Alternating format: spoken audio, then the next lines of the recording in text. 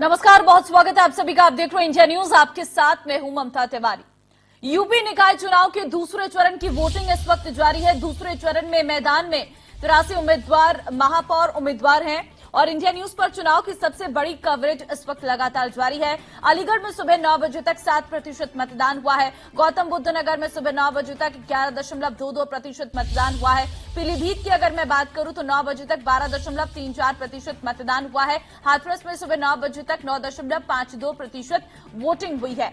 तो दूसरे चरण में मैदान में इस वक्त 83 महापौर हैं और इंडिया न्यूज लगातार ये जो महा कवरेज है वो आपको दिखा रहा है। आपको बता दें कि अलीगढ़ में सुबह 9 बजे तक के वोट प्रतिशत हम आपको बता रहे हैं। अगर गौतम बुद्ध नगर में देखें तो काफी अच्छा मत प्रतिशत नजर आ रहा है और 9 बजे तक पीलीभीत में भी आंकड़ा अच्छा है, लेकिन हाथरस में कहीं ना कहीं इतना अच्छा खासा नहीं नजर आ रहा है। और 8 तस्वीर आपको दिखा रहे हैं शाहजहांपुर, अलीगढ़, इटावा, कानपुर, मेरठ की तस्वीर आपको दिखा रहे हैं। कानपुर की भी तस्वीर, कासगंज और हमीरपुर की तस्वीर दिखा रहे हैं, जहां पर आप देख सकते हैं कि वोटर्स जो है अपने घरों से बाहर निकलकर अपने वोट को डालने के लिए पहुंच रही हैं। बुजुर्गों में भी खासा उत्साह देखने को मिल रहा है। महिलाएं भी भारी संख्या में पहुंच रही हैं और अपना वोट डाल रही हैं। यूपी चुनाव को लेकर बीजेपी ने प्रतिष्ठा का सवाल बना लिया है। सोमवार को दूसरे चरण का प्रचार थमने से पहले सीएम योगी ने 22 जनसभाएं की। मेयर, चेयरमैन, पार्षदों के प्रत्याशियों को जिताने की अपील की। दोनों डिप्टी सीएम, केंद्रीय और राज्य मंत्री सड़कों पर पब्लिक के बीच भी नजर आए। विपक्ष की बात करें तो सपा से अखिलेश यादव ने 5 जनसभाएं की। बसपा और कांग्रेस के बड़े चेहरे पब्लिक के बीच नजर भी नहीं आए। तो ये रहा निकाय चुनाव में जनसभाओं का दौर। किस तरीके से किस पार्टी ने कितने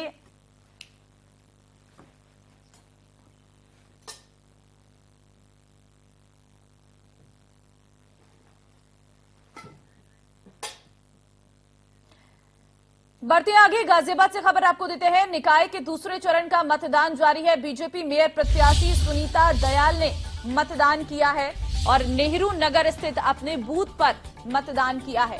तो फिलहाल आपको जानकारी दे दें कि निकाय चुनाव के बारे में अपडेट दे रहे हैं आपको, जहां पर आप देख सकते हैं निकाय चुनाव में गाजियाबाद से जानकारी। दूसरे चरण का मतदान इस वक्त गाजियाबाद में जारी है। बीजेपी मेयर प्रत्याशी सुनीता दयाल ने मतदान किया है। नेहरू नगर स्थित अपने बूथ पर जो है मतदान किया है।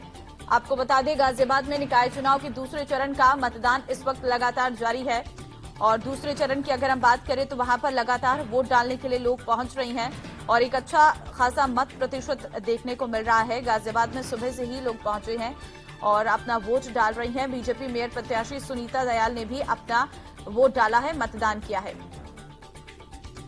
आश्वस्त है आप? जीत तो भाजपा की उस दिन ही होगी। जीतेगा जीतेगी भाजपा। कितना हार जीत का क्या अंतर मान के कुछ बड़ा अंतर होगा। मेयर में तो बहुत बड़ा अंतर होने वाला है। इतिहास बनेगा मुझे लगता है। हम थोड़े से में सारे और बाकी किन मुद्दों पर चुनाव लड़ा गया इस बार? खूबसूरत शहर बनाए, इंदौर जैसा शहर बनाए, सब नागरिक हमारा साथ दें।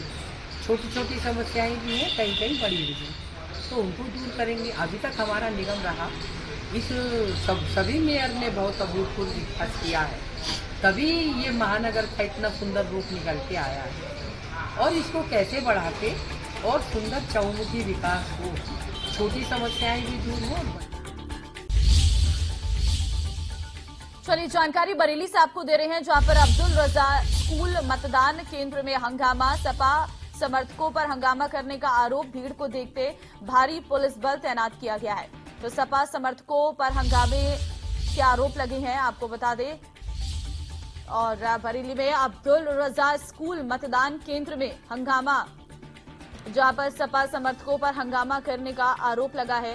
भीड़ को देखते ही भारी पुलिस बल जो है तैनात किया गया है।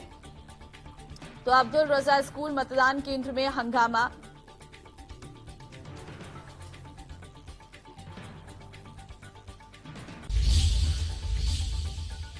यूपी नगर निकाय चुनाव के लिए मेरठ में दूसरे चरण की वोटिंग जारी है। बीजेपी मेयर प्रत्याशी हरिकांत अहलूवालिया ने किया मतदान के बाद इंडिया न्यूज से की खास बातचीत, सुनिए। का प्रयोग करने को कोशिश सर किससे अपनी टक्कर मानते हैं? देखिए, मैं आपको ये बताना चाहूँगा, भारतीय जनता पार्टी का कार्यकर्ता अपनी कार्यशैली पर विश्वास रखता है और हमारे परम श्रद्धेय प्रधानमंत्री मोदी जी, हमारे परम श्रद्धेय मुख्यमंत्री योगी जी, इन्होंने इतने विकास कार्य इतने कार्यकाल में हुए हैं कि महानगर की जनता बहुत प्रभावित है और हम सभी भारतीय जनता पार्टी के कार्यकर्ता, हमारे बराबर में हमारे एमएलसी साहब खड़े हुए हैं, हमारे वाधवा साहब खड़े हुए हैं, ये सब हमेशा जनता के बीच में रहते हैं और जनता को जितना विश्वास भारतीय जनता पार्टी पर है इतना और राजनीतिक दलों पर नहीं है। वो जनता जानती है कि राजनीतिक दलों की कार्यशैली किस प्रकार रही है और ये किस तरह का इनका जो शासन था उसमें क्या क्या होता था। तो जनता इनसे बेहद नाराज थी, उस समय बेहद दुखी थी और आज महानगर की जनता एक बहुत अच्छे से बहुत कायदे के साथ अपना इस महानगर में रह रहे हैं। तो सबको भारतीय जनता पार्टी की कार्यशैली पर विश्वास है। लगभग 1.25 लाख वोटों से भारतीय जनता पार्टी जीतेगी। ये भी का कि हमारी जो जीत है वो सुनिश्चित है और 1.25 लाख वोटों से ऊपर हमारी जीत होने वाली है। मेरठ से इंडिया न्यूज के लिए पंकज गुप्ता।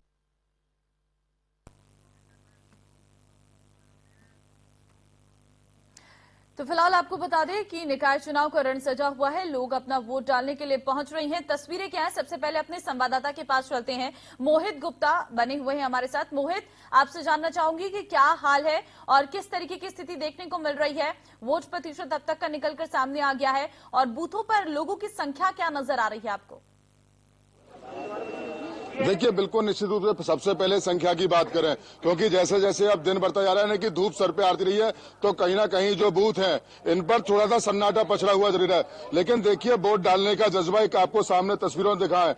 ये बुजुर्ग दादी हैं, ये वोट डालने के लिए आई हैं, यानी कि ये संदेश दे रही है कि आप लोग घर से निकलिए और अपने मतदान का प्रयोग करिए। देखिए, ये बुजुर्ग दादा है, इन्होंने अपने मत का प्रयोग किया है, वोट डाल के आए हैं। वोट डाल दिया आपने? हाँ, डाल दो। कैसा लग रहा है वोट डाल के? ठीक है। क्या मुद्दे रहे, क्या मुद्दों को सोच के वोट डाला? साफ सफाई बढ़िया रहे?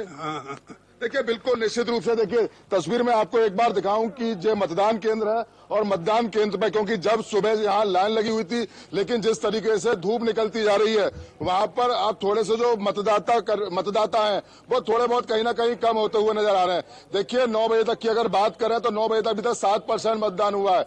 लेकिन जितनी भी नगर पंचायत है, क्योंकि अलीगढ़ में अगर टोटल की बात करें तो अलीगढ़ नगर निगम में सिर्फ 6% मतदान हुआ है। बाकी जो नगर पालिका और नगर परिषद है उनमें किसी में 8% और सबसे ज्यादा 11 और 12% मतदान हुआ है। तो कहीं ना कहीं अभी परसेंटेज जो है मतदाताओं का वो कम है। और खासतौर से अलीगढ़ का जो नगर निगम का क्या है, क्योंकि सिर्फ अलीगढ़ में 9,01,000 मतदाता हैं और जो 6% अभी तक जो मतदाताओं ने वोट डाला वो कहीं ना कहीं एक सोचने वाली समझी बात कर रही है। क्योंकि देखने को यही मिल रहा है कि जितने बुजुर्ग हैं और कुछ दूल्हे भी हैं जो वोट डालने के बाद शादी के लिए जाएंगे। तो देखिए, तस्वीर में आपको लगातार दिखा रहा हूं और कुछ मतदाता हैं, हम इनसे भी बात करेंगे आखिर इनके क्या मुद्दे रहने वाले हैं, किन मुद्दों को लेकर सोच रहे हैं। क्योंकि जितने भी प्रत्याशी हैं, देखिए अलीगढ़ में बताएं 387 पदों के लिए 1617 प्रत्याशियों ने अपना जो अपना चुनाव प्रचार किया है और आज उनको फैसले की घड़ी है। यानी कि ये जो मतदाता है जो ईवीएम में और पोस्टल पेपर में 1617 प्रत्याशियों के भाग्य का जो फैसला जो है आज कैद हो जाएगा।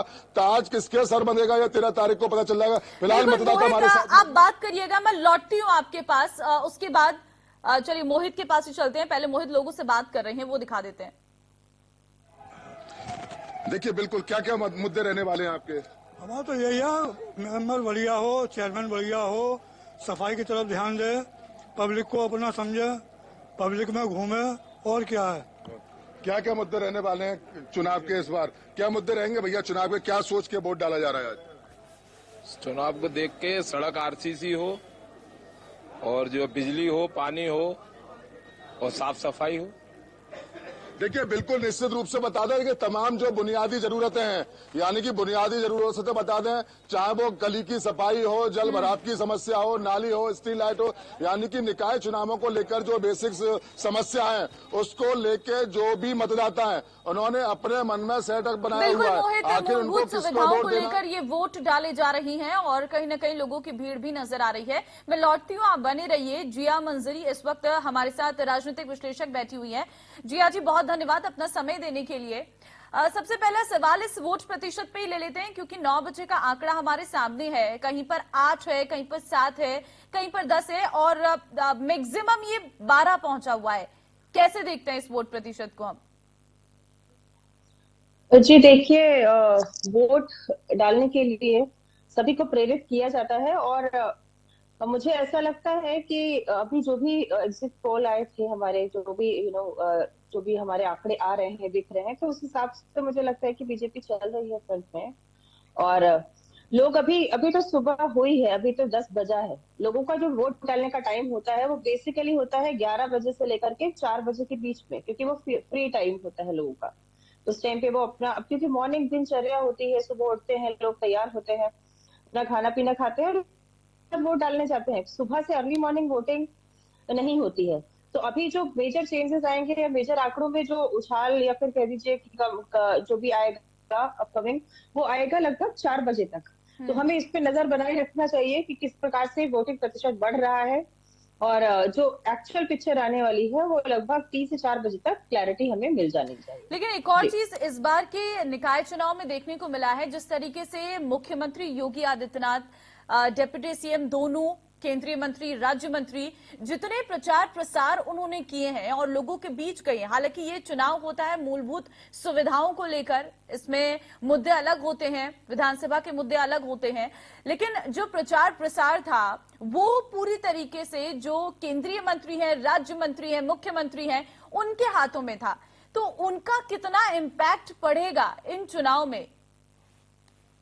देखिए, ये तो बहुत अच्छी बात है कि इस प्रकार से जो बड़े नेता हैं, बड़े अधिकारी होंगे, उनसे जब जनता अपनी बात कह पाती है। कई बार ऐसा होता है कि जनता नीचे लेवल पर भी अपनी बात कहती है, किंतु कुछ मुद्दे ऐसे होते हैं जो ऊपर तक नहीं हो पाती। तो मुझे ऐसा लगता है कि जब इस प्रकार से मुख्य लोग जनता के बीच में जा करके मुद्दों पे बात करते हैं तो वास्तविक मुद्दे उन तक पहुंचते हैं और उसका निराकरण होता है।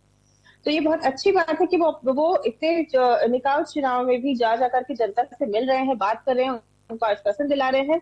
और यूपी की जिस प्रकार से प्रगति हो रही है, आपने भी देखा है और हमने भी देखा है, हम भी देख रहे हैं कि किस प्रकार से सुशासन, स्वास्थ्य और व्यवस्था कितनी अच्छे से चल रही है।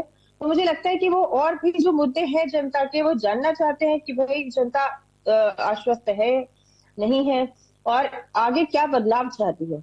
तो मुझे लगता है ये एक अच्छी बात है कि बड़े नेता भी जा करके और चुनाव प्रचार में ये निकाय चुनाव मूलभूत सुविधाओं के लिए होता है और अगर हम रैलियों में नेताओं की बयानों को सुने, उनके प्रचार को देखें, तो उसमें नजर आता है बड़े मुद्दे, भ्रष्टाचार की बात होती है या फिर जो हाल ही में हुए घटनाक्रम है उन कानून व्यवस्थाओं की बात होती है। और अगर हमारे रिपोर्टर्स जनता के बीच जाते हैं तो उनका ये कहना होता है हमारी गली की सड़क सही नहीं है, उसे ठीक कराना है, हमारे वहां सीवर की व्यवस्था नहीं है, उसे ठीक कराना है।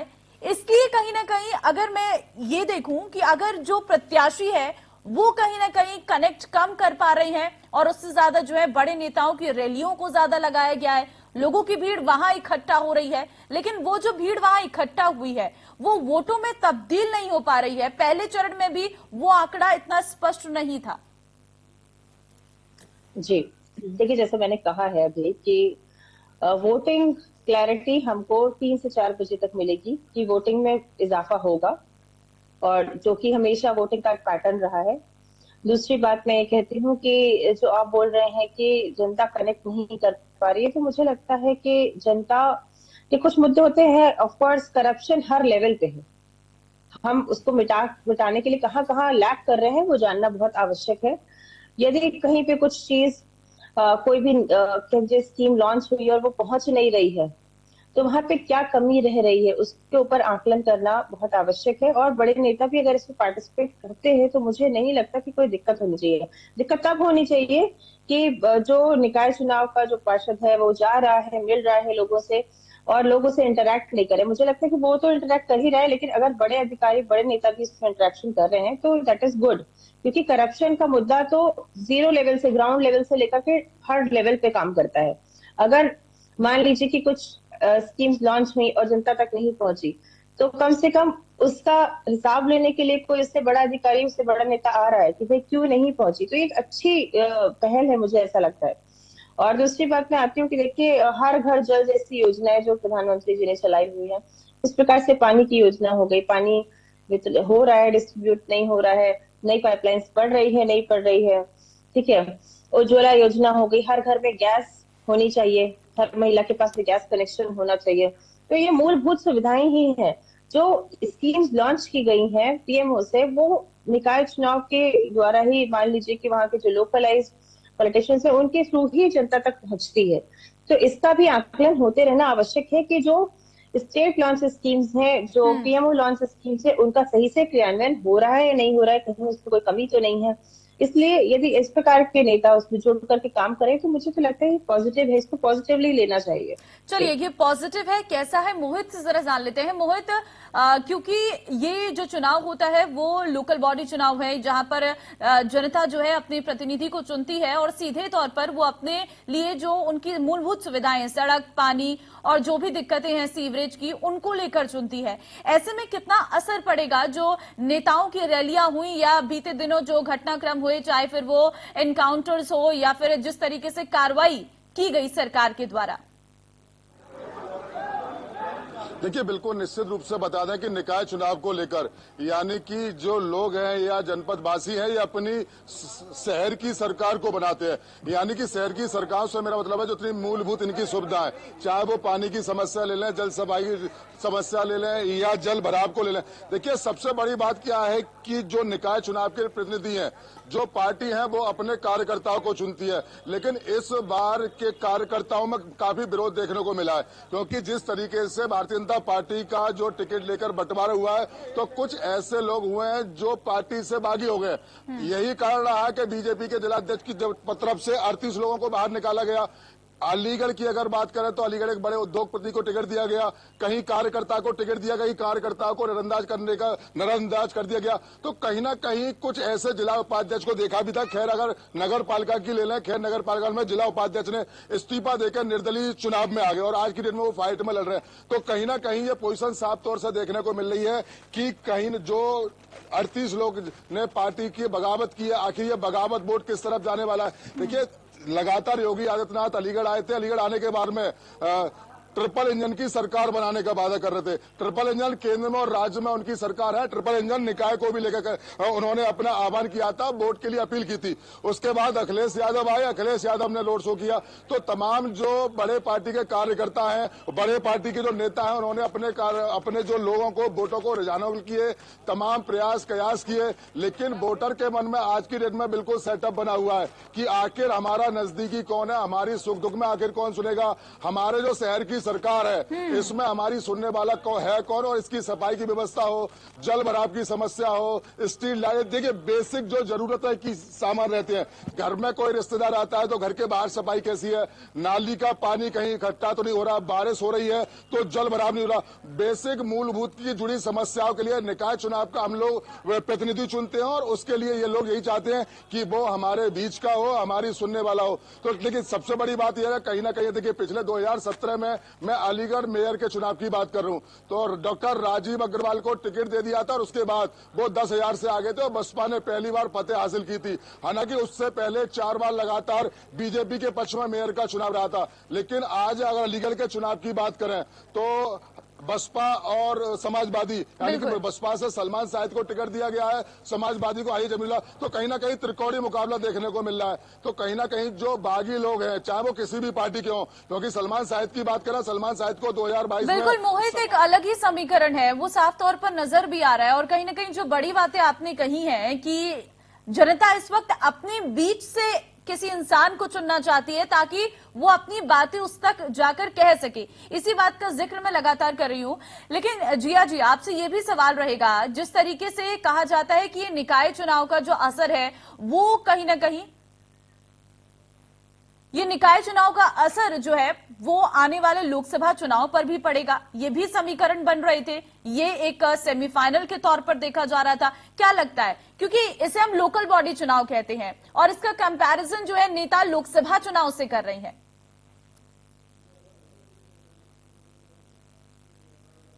जी बिल्कुल सही बोल रहे हैं आप कि असर तो पड़ता है डेफिनेटली, क्योंकि देखिए एक बॉडी है, फंक्शनल बॉडी है, हाउ थिंग्स वर्क। तो जो फंक्शनल बॉडी है वो ग्राउंड बॉडी होती है। तो ये चुनाव डेफिनेटली बहुत इंपॉर्टेंट है। ऊपर से चाहे जितनी भी स्कीम्स लॉन्च की जाए, चाहे जितने भी काम किए जाए, स्टेट लेवल पे कितने भी काम किए जाए, अगर लोकल बॉडी में आपके लोग नहीं होते हैं तो उन चीजों का क्रियान्वयन बहुत अच्छे से नहीं हो पाता। तो ये चुनाव बहुत इंपॉर्टेंट है, क्योंकि मूलभूत सुविधाएं चाहे आप कितनी भी स्कीम लॉन्च कर दीजिए, यदि आपका पार्षद उसको अच्छे से अपने एरिया में नहीं करवा पा रहा है, डेवलप नहीं करवा पा रहा है, प्रॉब्लम्स को सॉल्व नहीं कर पा रहा है, तो कहीं ना कहीं सरकार के ऊपर इस बात का क्वेश्चन होता है। तो ये बहुत इंपॉर्टेंट चुनाव है, नो डाउट कि आने वाले लोकसभा इलेक्शंस में इसका असर पड़ेगा।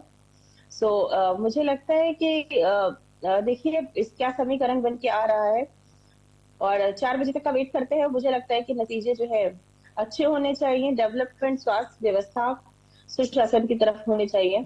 जी ठीक है, आपका ये साफ तौर पर, लेकिन अभी मैं इस वक्त पार्टियों की अगर बात करूं तो आपको क्या नजर आता है, कितना जोर आजमाइश जो है इस निकाय चुनाव के लिए की गई है? क्योंकि हम समाजवादी पार्टी को देख रहे हैं तो अखिलेश यादव ने महज 5 जनसभाएं की हैं, और अगर हम बीजेपी को देख रहे हैं तो सारी पूरी पार्टी के नेता जो हैं इस निकाय चुनाव में जुड़ गए हैं। जी देखिए 2024 का जो रन होने वाला है उसके लिए बीजेपी मुझे लगता है ग्राउंड पे अच्छा वर्क करने का, परफॉर्म करने का प्रयास कर रही है। और सपा को कहीं ना कहीं मालूम है कि जिस प्रकार से डेवलपमेंट हुआ है उस प्रकार से शायद चांसेस कम है, इसलिए वो अपने बहुत ज्यादा अधिक एफर्ट्स भी नहीं डाल रहे हैं। वहीं तक मैं बात करती हूँ बसपा की, तो बसपा में भी बहुत ज्यादा हलचल नहीं हुई, बहुत ज्यादा काम नहीं किया गया। सो मुझे ऐसा लगता है कि ये बहुत सीरियसली ले रही है बीजेपी इस चुनाव को, इसीलिए उन्होंने अपने लोगों को ग्राउंड पे उतारा हुआ है, अपने बड़े नेताओं को ग्राउंड पे उतारा हुआ है। प्रत्याशी तो नहीं है ग्राउंड पे, लेकिन उसको बहुत सीरियसली लेते हुए, क्योंकि इसका इम्पैक्ट आने वाले लोकसभा इलेक्शन में पड़ने वाला है। ठीक है, मैं लौटती हूँ आपके पास। पंकज गुप्ता के पास चलते हैं, मेरठ से संवाददाता हमारे साथ बने हुए हैं। पंकज, मेरठ में क्या माहौल नजर आ रहा है, कितना वोट प्रतिशत देखने को मिल रहा है और लोग कितनी संख्या में पहुंच रहे हैं बूथों पर? बिल्कुल, मेरठ की बात करें तो मेरठ में अब तक जो मतदान हुआ है 9.80 जो है वो मतदान हुआ है, और इस वक्त में आपको जो है जो बूथ है उनकी स्थिति दिखा दूं। हालांकि जो लोग हैं वो यहाँ चढ़ कर जो वो भाग ले रहे हैं, और सबसे जो है आप दिखा सकता हूँ कि जो मतदान यहाँ करने पहुंचे हैं, लंबी लंबी लाइनें वो यहाँ पर लगी है।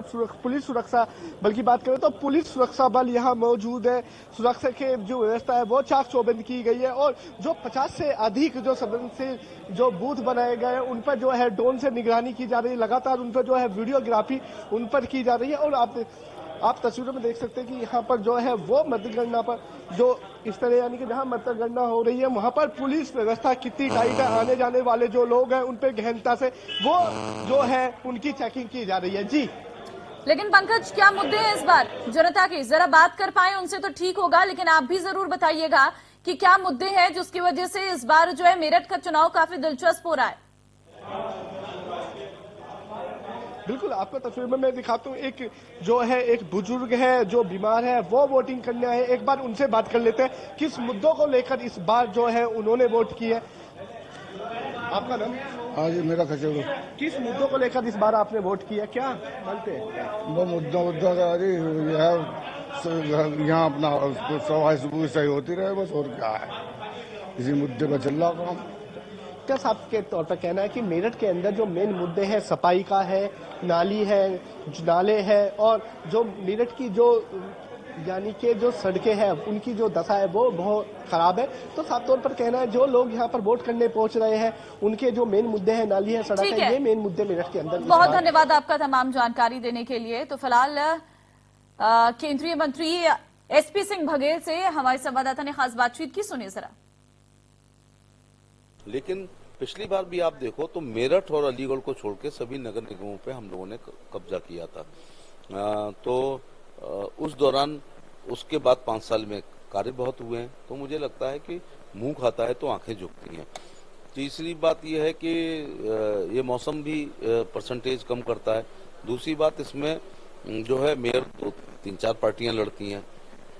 असेंबली पे आप ये देखो कि निर्दलीय उस पे प्रधानी पर बहुत सारे 4 वोट एक साथ डालने पड़ते हैं, सदस्य ग्राम सभा, बीडीसी, जिला पंचायत सदस्य और प्रधान बहुत इम्पोर्टेंट एक पद होता है तो वो घर घर अम्मा वोट डालो, चाची वोट डालो करके निकालता है। नगर निगम में इस प्रकार की रुचि की कमी देखी जाती है। लेकिन मैं हमेशा कहता हूं कि डेमोक्रेसी के इस त्योहार में उसका आनंद लेना चाहिए, लोगों को मत का प्रयोग करना चाहिए। अगर आप किसी को हराना चाहते हो तो भी आपको जाकर के उसके खिलाफ वोट डालनी है। बिल्कुल, आपने सुना प्रोफेसर एचपी सिंह बघेल जो केंद्रीय मंत्री है, उनका साफ तौर पर कहना है कर्नाटक का चुनाव हो या फिर यूपी का निकाय चुनाव, अगर उसमें केंद्र की लाभार्थी जो है, लाभार्थी जो योजनाओं का लाभ लिया है, अगर वो वोट देते तो निश्चित तौर पर यूपी में निकाय चुनाव और कर्नाटक में भाजपा सरकार बनाने जा रही है। आगरा से मनोज चार, इंडिया न्यूज। लेकिन पिछले